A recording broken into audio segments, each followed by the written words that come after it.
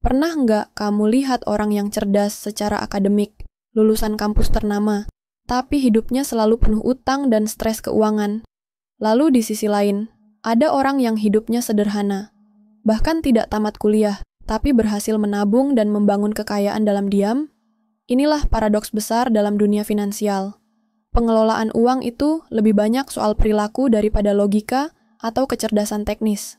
Morgan Housel menyampaikan hal penting. Sukses secara finansial tidak bergantung pada IQ, tapi pada hal yang jauh lebih sederhana seperti kesabaran, kedisiplinan, kendali diri, dan kejelasan tujuan. Contohnya begini, 2 orang dengan gaji sama besar bisa punya masa depan finansial yang sangat berbeda, hanya karena satu orang memilih gaya hidup hemat dan satu lagi mengejar gengsi. Orang yang mengutamakan citra akan selalu merasa kurang karena standarnya dibentuk dari orang lain. Sebaliknya, orang yang tahu tujuan hidupnya bisa menunda kesenangan dan merasa cukup, dia akan membangun stabilitas tanpa harus terlihat, wah. Dalam dunia keuangan, kamu nggak perlu jadi yang tercepat, tapi jadi yang paling konsisten. Hal lain yang tak kalah penting adalah kesadaran tentang keberuntungan dan risiko. Kita seringkali terlalu cepat menarik kesimpulan. Misalnya, orang sukses dianggap pasti kerja keras, orang gagal pasti malas. Padahal, faktor eksternal seperti tempat lahir, kondisi keluarga, atau bahkan waktu tertentu bisa memengaruhi hasil akhir. Contoh paling terkenal adalah Bill Gates.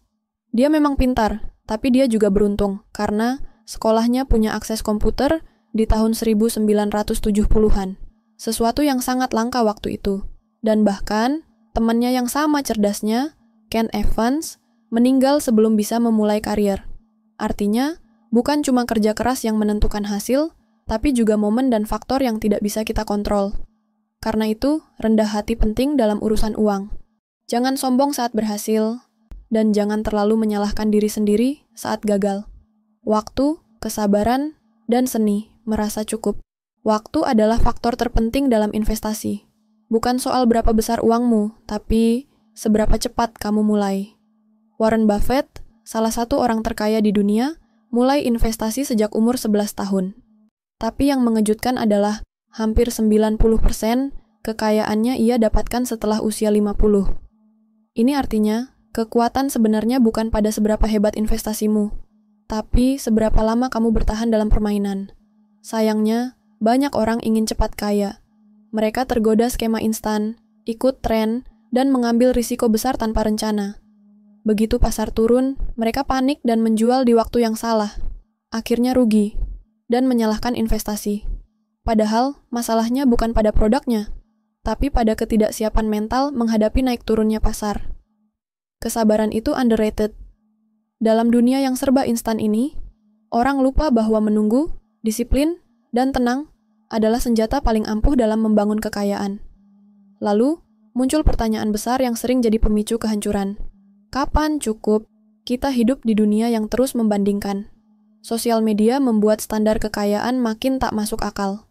Saat kamu naik gaji, kamu langsung naikkan gaya hidup. Beli mobil, upgrade rumah, liburan mewah, semua untuk memenuhi ekspektasi yang sebenarnya tidak penting. Padahal, kunci dari stabilitas finansial bukan punya segalanya, tapi tahu kapan cukup, tahu kapan berhenti mengejar. Karena terlalu banyak orang kehilangan semuanya. Bukan karena mereka miskin, tapi karena mereka tidak tahu kapan harus berhenti. Cukup adalah kata paling kuat dalam dunia uang. Orang yang bisa bilang cukup akan selalu lebih tenang dibanding mereka yang selalu merasa kurang. Kebebasan, tujuan, dan cara berpikir orang kaya sebenarnya. Hal paling menyesatkan dalam dunia uang adalah ilusi kekayaan yang terlihat. Kita melihat orang dengan mobil mewah, rumah besar, gadget terbaru, dan kita pikir mereka pasti kaya. Padahal, seringkali semua itu dibeli dengan utang. Yang kita lihat hanyalah seberapa besar pengeluarannya, bukan seberapa besar tabungannya. Kekayaan sejati tidak terlihat. Itu adalah uang yang tidak kamu belanjakan. Tabungan, investasi, dana darurat, semua itu tidak tampil di media sosial. Tapi justru itu yang menentukan keamananmu di masa depan. Dan yang perlu diingat, setiap orang punya tujuan finansial yang berbeda.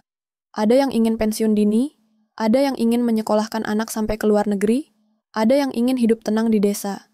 Karena itu, membandingkan dirimu dengan orang lain dalam hal keuangan adalah perang yang tidak akan pernah kamu menangkan. Strategi keuangan bukan soal siapa paling benar, tapi siapa paling sesuai dengan tujuan hidupnya. Maka kamu harus tanya ke diri sendiri, apa tujuan saya dalam hidup? Uang ini mau dipakai untuk apa? Jika tidak ada arah, maka uang hanya akan menjadi alat pembanding yang melelahkan. Tapi jika kamu tahu tujuannya, kamu akan menggunakan uang dengan bijak dan tidak mudah terpengaruh. Dan terakhir, apa sebenarnya tujuan utama dari uang? Jawabannya adalah kebebasan. Uang seharusnya tidak mengendalikan hidupmu.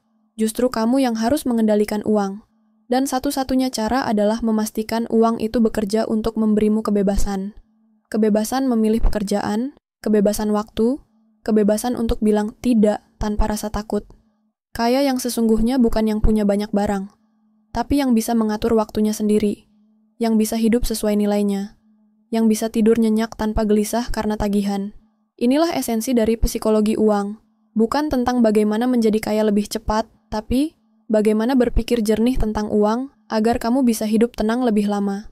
Sekarang, setelah kamu tahu cara berpikir yang benar tentang uang, pilihan ada di tanganmu. Apakah kamu mau terus mengejar validasi dan gengsi, atau kamu ingin membangun ketenangan dan kebebasan jangka panjang? Uang tidak pernah netral. Dia selalu mencerminkan nilai dan keputusan kita. Maka, perlakukan uang bukan sebagai musuh, bukan juga sebagai tujuan akhir, tapi sebagai alat untuk hidup yang lebih bermakna. Kalau kamu merasa video ini membuka cara pandangmu tentang uang, klik like, subscribe, dan bagikan ke temanmu. Karena perubahan besar seringkali dimulai dari satu pemikiran yang kecil, satu keputusan yang tenang, dan satu langkah menuju kebebasan.